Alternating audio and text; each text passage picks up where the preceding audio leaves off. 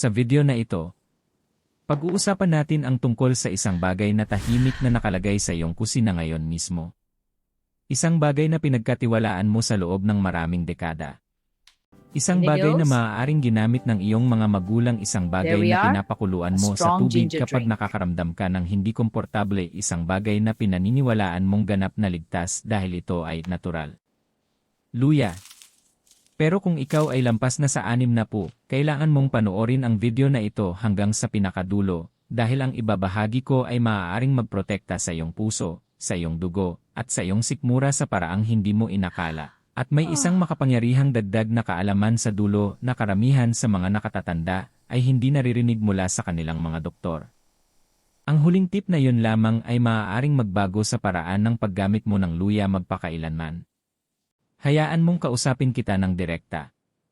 Ang katawan mo noong 25 ay hindi na ang katawan mo sa 65. Ang katawan mo noong 40 ay hindi na ang katawan mo sa 70. Paglampas ng 60, may mga pagbabagong tahimik na nangyayari. Mas maselan na ang iyong mga ugat. Mas manipis na ang lining ng iyong sikmura. Mas mabagal nang iproseso ng iyong atay ang mga sangkap. Iba na ang paraan ng pagsala ng iyong mga bato. Maaaring umiinom ka ng gamot para sa alta presyon, diabetes, kondisyon sa puso, o sirkulasyon. At narito ang katotohanang hindi sapat na sinasabi ng malakas. Kahit ang isang bagay na karaniwan tulad ng luya ay maaaring makipag-ugnayan sa lahat ng iyon. Sinabihan ka na ang luya ay mabuti para sa pamamaga. Mabuti para sa pagtunaw. Mabuti para sa sirkulasyon. Mabuti para sa resistensya. At maaari nga. Ngunit ang paraan ng paggamit mo nito ngayon ay mas mahalaga kaysa dati. Ang ilan sa inyo ay umiinom ng napakalakas na tsaa ng luya tuwing umaga nang walang laman ang tiyan. Ang ilan ay hinahalo ang hilaw na luya sa mga shot. Ang ilan ay pinagsasabay ang luya, bawang, at luyang dilaw. Ang ilan ay umiinom ng ginger supplements bukod pa sa sariwang luya. At iniisip mo, natural naman ito. Hindi ako nito masasaktan. Ang paniniwalang iyon, ang tahimik na kumpiyansang iyon, ang mismong dahilan kung bakit napakahalaga ng pag-uusap na ito. Dahil paglampas ng 60, hindi na kailangan ng iyong katawan ang matinding paraan. Kailangan nito ng balanse. Kailangan nito ng pagiging banayad. Kailangan nito ng karunungan. Kailangan kong manatili ka sa akin. Huwag kang mag-click palayo. Huwag mong isipin na hindi ito para sa'yo. Kung ikaw ay lampas na sa 60 o kahit malapit na rito, ang mensaheng ito ay para sa iyo. Bago tayo magpatuloy, sabihin mo nga saan ka nanonood. I-type ang iyong bansa o lungsod sa comment section. Ngayon din gusto kong makita kung gaano kalayo ang naabot ng mensaheng ito. At kung naniniwala ka na ang kalusugan paglampas ng 60 ay nararapat sa maingat na atensyon, mag-comment ng maya sa ibaba. Ipaalam mo sa akin na seryoso kang protektahan ang iyong katawan. Hindi ito tungkol sa pananakot. Ito ay tungkol sa katotohanan. Hindi ito tungkol sa pagbabawal ng luya. Ito ay tungkol sa matalinong paggamit nito upang hindi ito unti-unting kumilos laban sa iyo. Manatili ka sa akin. Ang matututuhan mo ay maaaring makaiwas sa isang pagkakamaling hindi mo man lang alam na ginagawa mo. Diretso tayo sa isang bagay na maraming tao ang ayaw aminin. Paglampas ng 60, nagbabago ang iyong katawan, kahit pakiramdam mo ay malakas ka pa, kahit naglalakad ka pa ng may kumpiyansa, kahit iniisip mong, pareho pa rin naman ako. Hindi na. At hindi yon kahinaan. Iyon ay biyolohiya. Habang tayo'y tumatanda, ang atay, ang organ na responsable sa pagproseso ng lahat ng iyong kinakain at iniinom, ay nagiging mas mabagal at hindi na kasing epesyente. Ang mga bato na nagsasala ng dumi at sobrang sangkap mula sa iyong dugo, ay hindi na gumagana sa bilis na dati nilang kayang gawin. Ang lining ng iyong sikmura ay nagiging mas sensitibo. Ang iyong mga ugat ay nagiging mas hindi elastiko. Ang iyong metabolismo ay tahimik na nagbabago sa likod ng lahat. Maaaring hindi mo agad maramdaman ang mga pagbabagong ito. Iyan ang dahilan kung bakit sila mapanganib. Tahimik sila. Ipinapaliwanag ng mga medical expert mula sa mga respetadong institusyon, tulad ng Mayo Clinic na ang pagtanda ay nakaapekto sa paraan ng pagproseso ng katawan sa mga gamot at maging sa mga natural na sangkap. At narito ang bahaging madalas nakakaligtaan ng marami, ang mga halamang gamot ay hindi simpleng palamuti lamang. Naglalaman ng mga ito ng aktibong kemikal na kumikilos sa loob ng iyong katawan tulad ng banayad na gamot.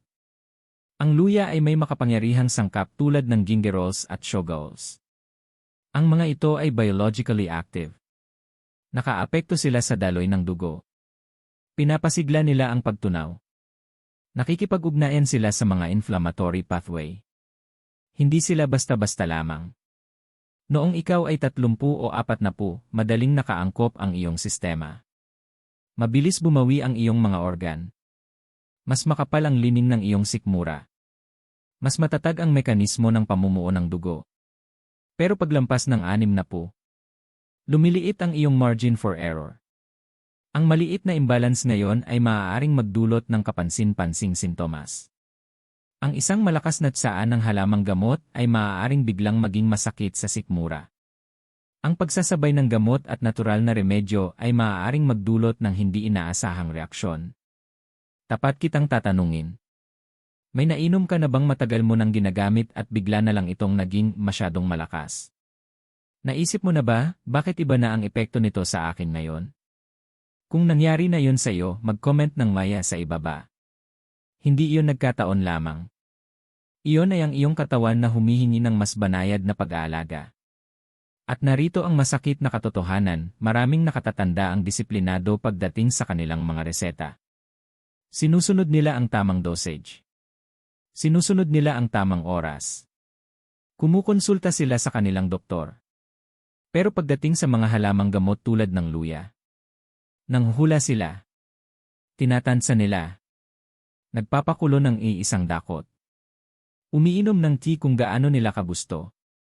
Dahil pakiramdam nila ligtas ito. Pero paglampas ng 60, ang panghuhula ay hindi karunungan. Ang eksaktong sukat ang tunay na karunungan. Dinala ka ng iyong katawan sa loob ng maraming dekada. Sa stress. Sa pagpapalaki ng pamilya. Sa mga pagkawala. Sa mga tagumpay. Sa mga gabing kulang sa tulog at sa matinding trabaho. Karapat-dapat itong igalang ngayon, hindi eksperimento. Kung sumasang-ayon ka na paglampas ng 60, mas kailangan ng iyong katawan ang pag-ingat at karunungan, mag-comment ng laya ngayon din. At kung may natututuhan ka na, maglaan ng 1 segundo at pindutin ang thumbs up. Makakatulong iyon para maabot ng mensaheng ito ang mas maraming taong tunay na nangangailangan nito. Dahil ang katotohanan ay simple, ang pagtanda ay hindi sakit. Pero binabago nito ang mga patakaran. At kung hindi mo babaguhin ang paraan ng paggamit mo ng makapangyarihang halamang gamot tulad ng luya, ipapaalala ito sa iyo ng iyong katawan, minsan banayad minsan hindi gaanong banayad. Manatili ka sa akin. Ang susunod nating tatalakayin ay maaaring mas ikagulat mo pa. Ngayon, kailangan nating pag-usapan ang isang seryosong bagay. Hindi dramatiko. Hindi pinalabis. Seryoso. Maaaring magpanipis ng dugo ang luya. Ang parehong luya na hinihiwa mo para sa iyong tsaa, ang parehong luya na ninunguya mo pagkatapos kumain, ang parehong luya na akala mo'y nagpoprotekta sa iyong puso, ay may natural na sangkap na nagpapababa ng platelet aggregation. Ibig sabihin, ginagawa nitong mas mababa ang posibilidad na mamuo ang iyong dugo. Sa isang batang, malusog na adulto, maaaring banayad at kapaki-pakinabang pa ang epektong ito. Pero paglampas ng 60, maaaring maging mapanganib lalo na kung umiinom ka na ng gamot. Direkta kitang tatanungin. Umiinom ka ba ng aspirin araw-araw? Ikaw ba ay nasa warfarin? Clopidogrel. Anumang antikoagulant na inireseta para sa kondisyon sa puso, pag-iwas sa stroke, o problema sa sirkulasyon. Kung makinig kang mabuti. Tinalakay ng mga medical expert, kabilang ang mula sa Johns Hopkins Medicine, kung paano maaaring palakasin ng mga natural na sangkap tulad ng luya ang epekto ng mga blood-thinning medication. Ibig sabihin, maaaring maging mas malakas ang pinagsamang epekto kaysa sa inaasahan. Mukhang maganda ang mas malakas hanggang sa hindi na. Dahil kapag masyadong manipis ang iyong dugo, nahihirapan ang iyong katawan na ihinto ang pagdurugo ng maayos. Maaaring mapansin mong may mga pasa sa iyong braso o binti kahit hindi mo maalalang may nabangga ka. Maaaring magkaroon ka ng nosebleed na mas matagal bago tumigil. Maaaring dumugo ang iyong gilagid habang nagsisipilyo. Ang maliit na hiwa sa kusina ay maaaring mas tumagal bago mamuo. At narito ang nakakatakot na bahagi, ang internal bleeding ay hindi laging malakas ang babala. Minsan tahimik. Minsan dahan-dahang nabubuo. Minsan nagpapakita bilang panghihina, pagkahilo, o hindi maipaliwanag na pagkapagod. Paglampas ng 60, mas marupok na ang iyong mga ugat. Mas manipis na ang iyong mga tissue. Mas nabawasan ang proteksyong cushion sa ilalim ng iyong balat. Kaya mas madaling magkapasa kahit walang luya. Ngayon, isipin mong magdagdag ka pa ng malakas na konsentradong tsaan ng luya araw-araw habang umiinom ng blood-thinning medication. Nakikita mo na ang problema. Hindi ito tungkol sa pagsasabing masama ang luya. Ito ay tungkol sa pag-unawa sa synergy. Interaction. Akumulasyon. Kung umiinom ka ng malakas na tsaan ng luya araw-araw habang nasa blood thinners, pinapatong-patong mo ang epekto. Dinadagdagan mo ang panganib ng hindi mo namamalayan. At maraming gumagawa nito dahil iniisip nila natural naman ito. Hindi ako binalaan ng doktor ko tungkol sa luya. Pero hindi kayang banggitin ng mga doktor ang bawat halamang gamot maliban kung sasabihin mong ginagamit mo ito. Sandali lang. Kung ikaw ay kasalukuyang umiinom ng anumang blood-thinning medication at regular na kumukonsumo ng luya, mag-comment ng Leah. Mahalaga ito. Hindi ka nag-iisa. Hindi ito tungkol sa kahihiyan. Ito ay tungkol sa kamalayan. Dahil paglampas ng 60, ang pag-iwas ay kapangyarihan. Napagdaanan mo na ang napakarami sa buhay para baliwalain ang maliliit na babala. Napagtagumpayan mo na ang napakaraming bagay para ipagsawalang bahala kung paano mo pinapakuluan ang iyong tsa. Kung nabubuksan ang iyong mga mata sa impormasyong ito ngayon, maglaan ng 1 segundo at pindutin ang thumbs up button. Makakatulong ito para maabot ang isang taong maaaring nasa panganib at hindi man lang alam.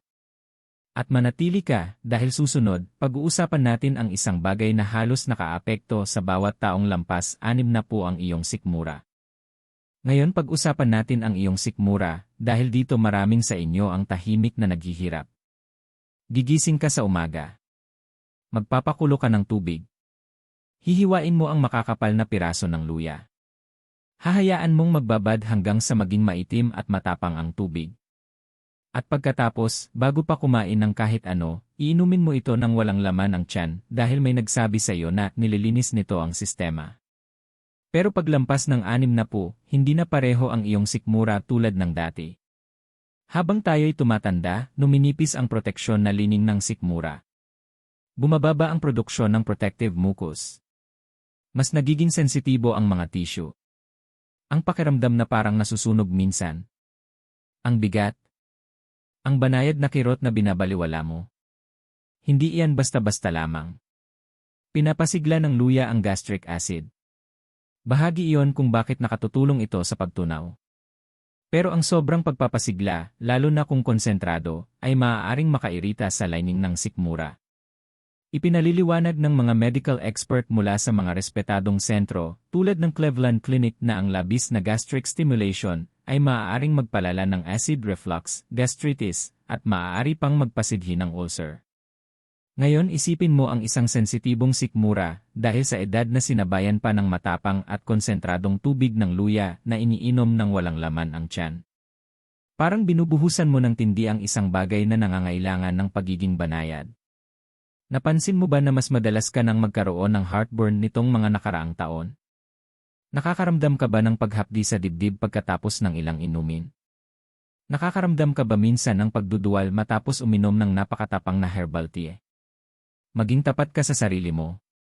Paglampas ng 60, humihingi ang iyong sistema ng pagtunaw ng mas mahinahong pagtrato, hindi agresibong cleansing na ritual.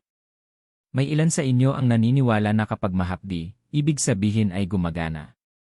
Kapag matapang ang pakiramdam, ibig sabihin ay malakas. Kapag matindi ang lasa, ibig sabihin ay epektibo. Ang ganitong pag-isip ay maaaring makasakit sa iyo. Ang hapdi ay hindi palaging paggaling. Ang tindi ay hindi palaging lakas. Minsan, ito ay iritasyon. At narito pa ang mas malalim, ang paulit-ulit na iritasyon ng sikmura ay maaaring magdulot ng pamamaga. Ang pamamaga sa paglipas ng panahon ay maaaring lalo pang magpahina sa mga tissue. At kung mayroon ka ng acid reflux o banayad na gastritis, ang matapang na luya ng walang laman ang tiyan ay maaaring magpalala ng sintomas nang hindi mo man lang napapansin ang koneksyon. Maaaring sisihin mo ang maanghang na pagkain. Maaaring sisihin mo ang edad. Maaaring sisihin mo ang stress. Pero maaaring bahagi ng kwento ang iyong araw-araw na routine ng luya. Direkta kitang tatanungin, umiinom ka ba ng tubig ng luya unang-una sa umaga ng walang pagkain? Kung ikaw yon, mag-comment ng maya. Walang paghusga rito. Kamalayan lamang. Dahil pinagsilbihan ka na ng iyong sikmura sa loob ng maraming dekada. Tinunaw nito ang libu-libong pagkain. Natiis nito ang mga selebrasyon, pag-aayuno, stress, at pagkain sa gabi. Karapat-dapat itong alagaan ngayon, hindi shock therapy. Kung napapaisip ka na tungkol sa iyong umagang routine, pindutin ang thumbs up ngayon din ang maliliit na pagbabago ay maaaring magprotekta sa iyo laban sa malalaking discomfort sa hinaharap. At manatili ka, dahil susunod pag-uusapan natin ang maseryosong bagay, ang iyong presyon ng dugo, at kung paano ito maaaring tahimik na itulak ng luya sa maling direksyon. Ngayon maging totoo tayo tungkol sa iyong blood pressure, dahil dito maaaring tahimik kang ipahamak ng luya. Marami sa inyo ang umiinom ng luya dahil iniisip niyong nakatutulong ito sa sirkulasyon. At sa ilang paraan, totoo iyon. Maaaring magpaluwag ng mga ugat ang luya at suportahan ang maayos na daloy ng dugo. Pero narito ang nakatagong panganib, paglampas ng 60, mas maselan ang iyong blood pressure system kaysa sa inaakala mo. Nawawala na ang ilan sa elasticity ng iyong mga artery.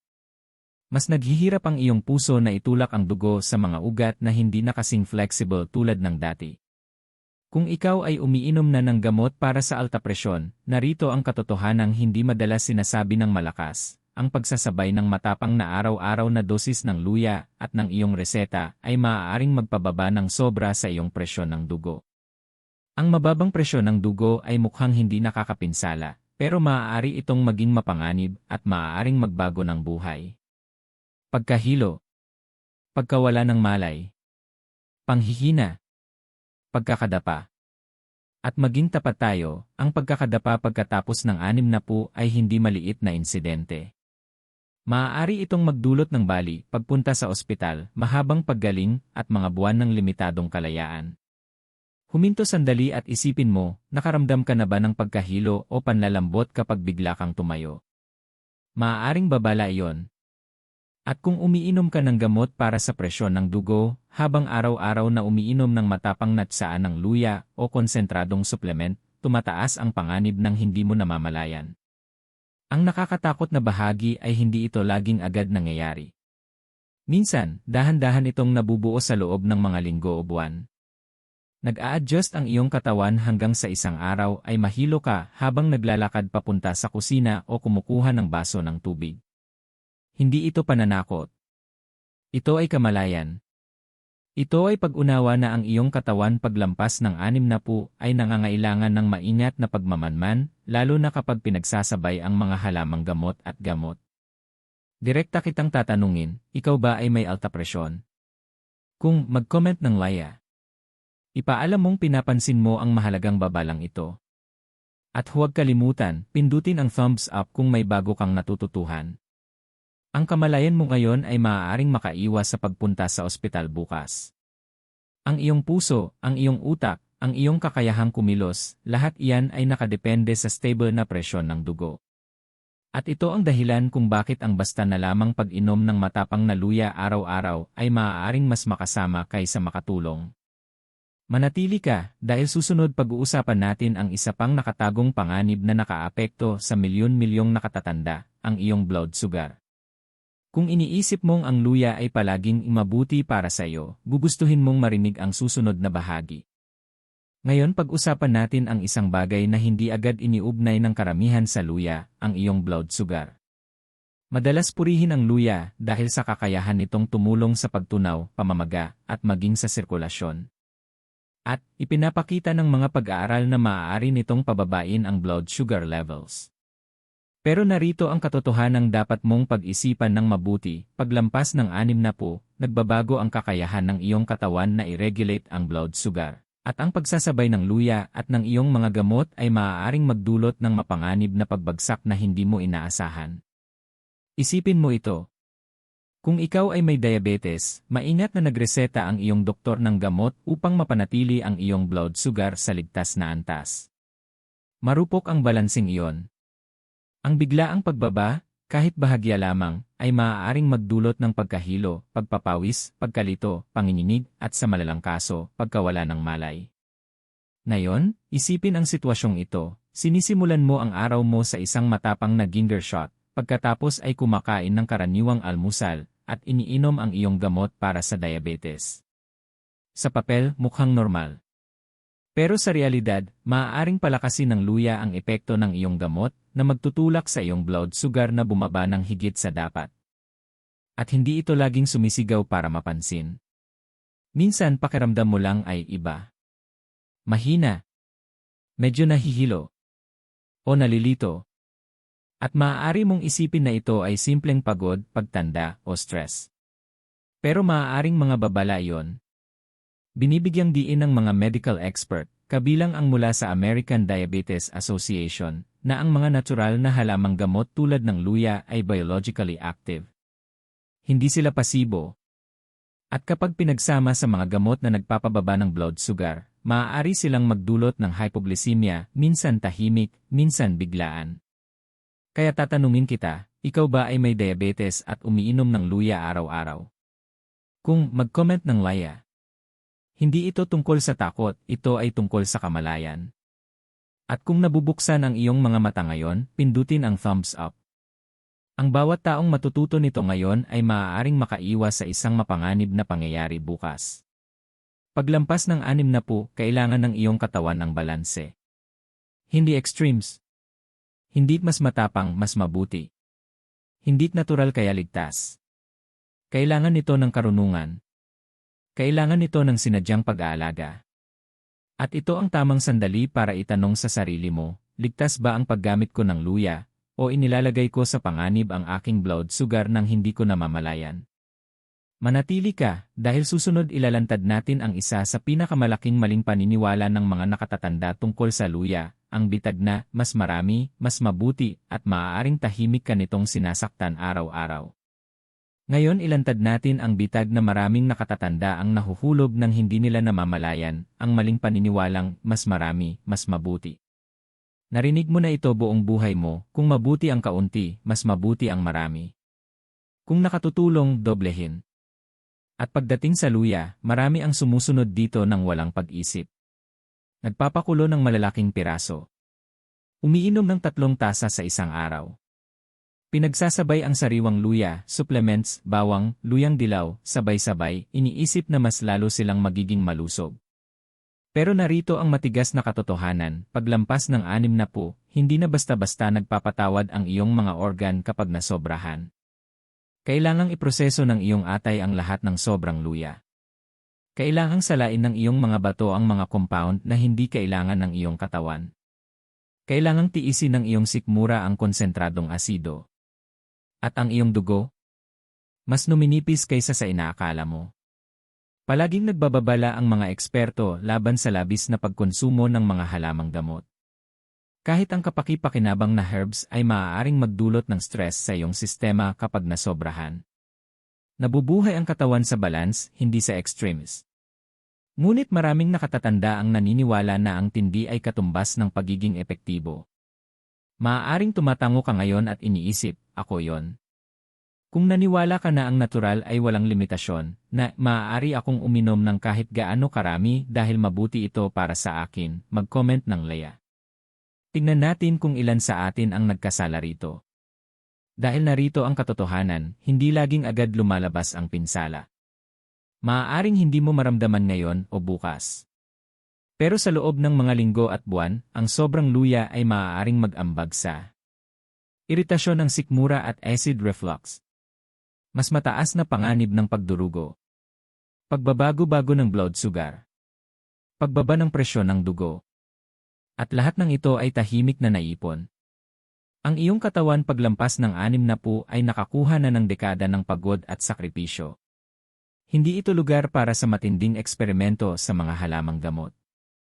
Ang kailangan nito ay moderation. Eksaktong sukat. Kamalayan. Kaya kung ginagawa mong mas matapang, mas madalas, o mas konsentrado ang iyong luya kaysa kinakailangan, ngayon ang tamang oras para pag-isipan muli ang gawin na iyon. Pindutin ang thumbs up kung tumatama ito sa'yo. Ang bawat maliit na hakbang ng kamalayan ay tumutulong protektahan ang iyong kalusugan. Manatili ka dahil susunod pag-uusapan natin kung paano maaaring maging kapaki-pakinabang ang luya ng ligtas nang hindi inilalagay sa panganib ang iyong dugo, sikmura o puso. Dito nagtatagpo ang pag-asa at karunungan. Ngayon, maging malinaw tayo, hindi kaaway ang luya. Pagkatapos ng lahat ng napag-usapan natin, maaaring may ilan sa inyo ang nakaramdam ng takot o kahit pagkakasala sa paggamit ng luya. Huminto ka. Huminga ng malalim. Hindi ito tungkol sa pag-aalis ng luya sa iyong buhay. Ito ay tungkol sa matalinong paggamit nito. Kapag ginamit ng tama, maaari pa ring magbigay ng tunay na benepisyo ang luya para sa mga nakatatanda. Maaari itong magpagaan ng banayad na pagduduwal at hindi komportableng pakiramdam sa tiyan. Sumuporta sa sirkulasyon sa banayad na paraan. Magbigay ng antioxidant protection. Magbawas ng paminsan-minsang pamamaga. Ang susi ay moderation, tamang timing at tamang paghahanda. Hindi lakasan. Hindi extremes. Hindi panghula. Paulit-ulit itong binibigyang diin ng mga eksperto.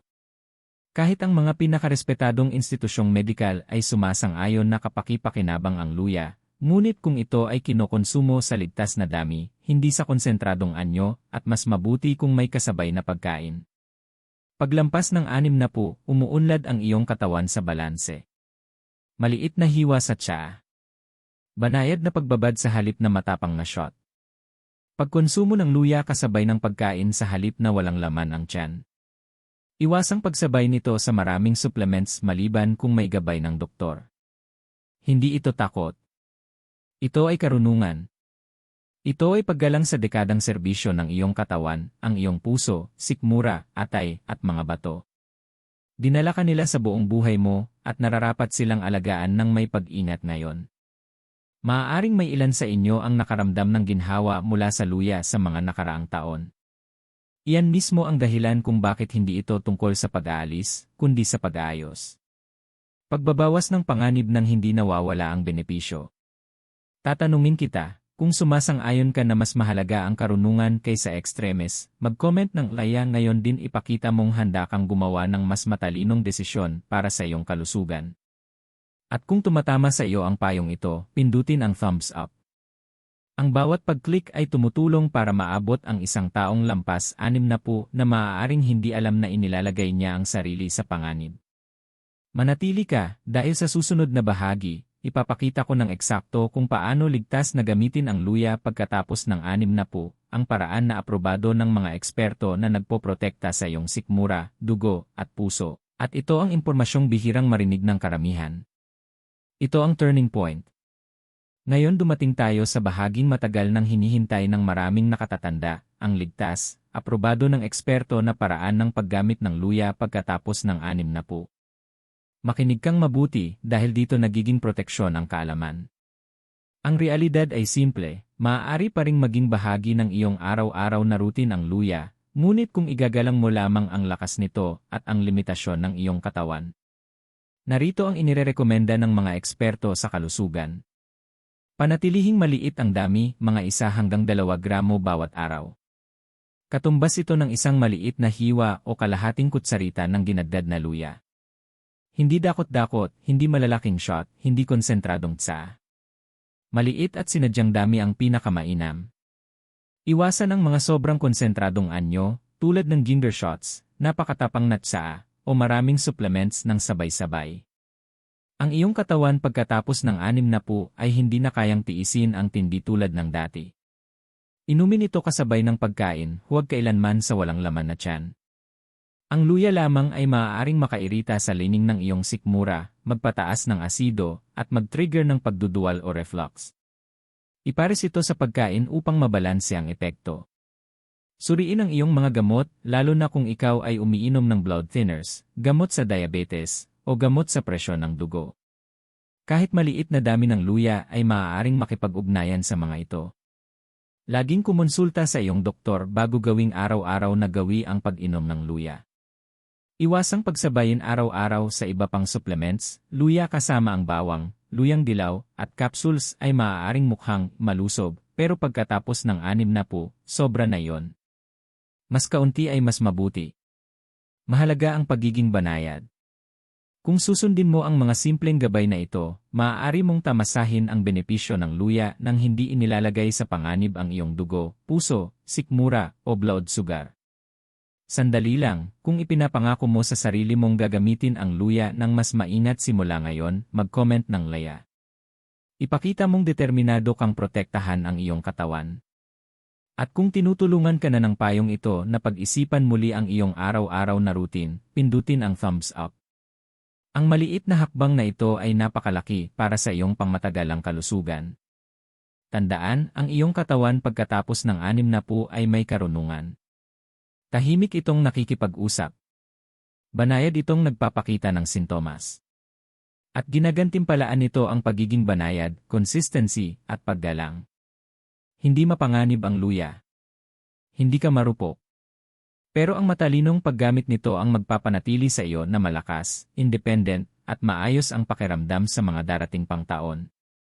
Manatili ka para sa huling kabanata. Dahil sa susunod na bahagi ibabahagi ko ang pinakamahalagang katotohanan tungkol sa luya pagkatapos ng 60, ang isang bagay na hindi naririnig ng karamihan, at maaari nitong tuluyang baguhin ang paraan ng pagtingin mo sa simpleng ugat na ito.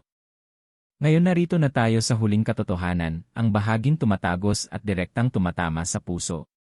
Paglampas ng 60, ang kalusugan mo ay hindi tungkol sa uso. Hindi ito tungkol sa viral na mga remedyo o sa sinasabi ng kapitbahay mo o paborito mong influencer. Hindi ito tungkol sa paggawa ng ginagawa ng iba dahil umubra sa kanila. Ito ay tungkol sa pakikinig sa iyong katawan. Tunay na pakikinig. Paggalang sa mga dekadang dinala ka nito sa bawat pagsubok, bawat selebrasyon, bawat stress, bawat gabing kulang sa tulog. Ang iyong katawan ay karapat-dapat sa pag-aalaga, karunungan, at sinadyang pagkilos. Makapangyarihan ang luya. Pero ang kapangyarihang walang karunungan ay maaaring tahimik na makasama. Maaari nitong iritahin ang iyong sikmura. Maaari nitong sobrang panipisin ang iyong dugo. Maaari nitong pababain ang iyong presyon ng dugo o blood sugar ng walang babala. At kung pagsasabayin mo ito sa mga gamot nang hindi nag-ingat, maaaring maging seryoso ang resulta. Ito ang dahilan kung bakit hinihikayat kitang tigilan ang bulag na paggamit ng luya. Tigilan ang labis na pag-inom nito. Tigilan ang pabaya na pagsasabay nito sa supplements at gamot. Tigilan ang pag-aakalang innatural kaya ligtas. Sa halip, simulan mong gamitin ang luya ng may karunungan. Maliit na dami. Kasabay ng pagkain. May kamalayan sa iyong mga gamot. May paggalang sa iyong katawan. Dahil pagkatapos ng 60, ang kalusugan ay hindi na tungkol sa panghuhula. Ito ay tungkol sa eksaktong pag-aalaga. Protection. Pag-iwas. At paggalang sa sarili. Diretsahan ko na, napakatagal mo nang nabuhay, napakarami mo nang pinagdaanan, at napakarami mo nang nalampasan para hayaan ang isang simpleng ugat, isang bagay na pinagkatiwalaan mo sa loob ng maraming dekada, na maging tahimik na banta sa iyong katawan. Kung malalim na tumama sa iyo ang mensaheng ito, mag-comment ng laya ngayon din ipakita mong seryoso kang protektahan ang iyong kalusugan. At bago ka umalis, mag-subscribe sa Gintong Sustansya, pindutin ang thumbs up button, at ibahagi ang video na ito sa isang taong lampas 60 na kailangang marinig ang mensaheng ito. Huwag mong hayaang manghula sila pagdating sa kanilang kalusugan. Ang iyong buhay, ang iyong lakas, ang iyong kalayaan, mas mahalaga kaysa sa convenience, mas mahalaga kaysa sa tradisyon, mas mahalaga kaysa sa mga palagay. Gamitin ang luya ng may karunungan. Igalang ang iyong katawan. Protektahan ang iyong kalusugan. At panghuli, sabihin mo sa akin, saan ka nanonood? I-type ang iyong lungsod o bansa sa comments. Bumuo tayo ng komunidad ng mga nakatatanda na nagmamalasakit sa kanilang kalusugan at kumokontrol dito simula ngayon. Ito ang iyong wake-up call. Walang mas karapat-dapat ang iyong katawan kundi ang pinakamahusay.